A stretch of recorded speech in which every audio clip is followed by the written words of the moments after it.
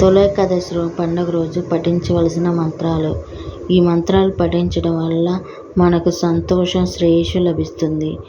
ఈ మంత్రాలు పఠించడం వల్ల తెలిసి తెలియక చేసిన పాపాలు తొలగుతాయి, బాధలు తగ్గుతాయి, భయం ఉండదు, వృత్తి ఉద్యోగంలో ఎదుగుదల ఉంటుంది. ముందుగా విష్ణు సహస్రనామం పఠించాలి. విష్ణు సహస్రనామం పఠించలేని వారు శ్రీరామ రామ రామేతే రమే రామే మనోరమే సహస్రనామ తత్తుల్యం రామ రామ వరానమే అనే మంత్రాన్ని 3 సార్లు పఠించాలి. ఈ 3 సార్లు పఠిస్తే విష్ణు సహస్రనామం చదివినంత ప్రతిఫలం దక్కుతుంది.